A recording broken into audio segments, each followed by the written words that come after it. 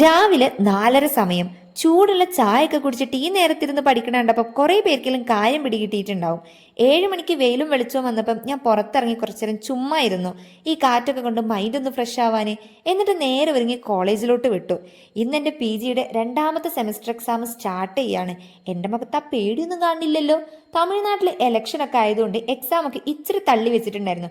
ഇച്ചിരി എന്ന് പറഞ്ഞാൽ കേരളത്തിൽ എല്ലാവർക്കും അടുത്ത സ്കൂളൊക്കെ തുറക്കാനാവുന്ന സമയത്ത് ഞങ്ങൾക്ക് ഇവിടെ എക്സാം സ്റ്റാർട്ട് ചെയ്തിട്ടേ ഉള്ളൂ. ഏതായാലും രാവിലെ നല്ല മഴ പെയ്തിട്ടുണ്ടായിരുന്നു. അതുകൊണ്ട് തന്നെ നല്ല തണുപ്പും കോടയും ഒക്കെ ഉണ്ടായിരുന്നു. കോളേജിൽ നോക്കി ഒരു മനുഷ്യൻ എത്തിയിട്ടില്ല. ഫസ്റ്റ് ഞാനാണ്. അല്ലെങ്കിലും എക്സാമിന്റെ സമയത്ത് ആദ്യം ഞാനെത്തും.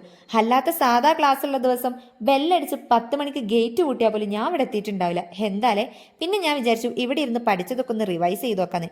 എനിക്കും വേണ്ടി എല്ലാവരും ഒന്ന് പ്രാർത്ഥിക്കണം കേട്ടോ. എങ്ങാനും ഞാൻ പരീക്ഷയ്ക്ക് മാർക്ക് കുറഞ്ഞ് തോറ്റിട്ടുണ്ടെങ്കിൽ ഇപ്പച്ചി പാത്രം എടുത്ത് അടുക്കളയെ കണ്ട് കയറ്റി വിടും. അപ്പൊ ഹാളൊക്കെ കണ്ടുപിടിച്ച് പോട്ടെ. ടാറ്റാ.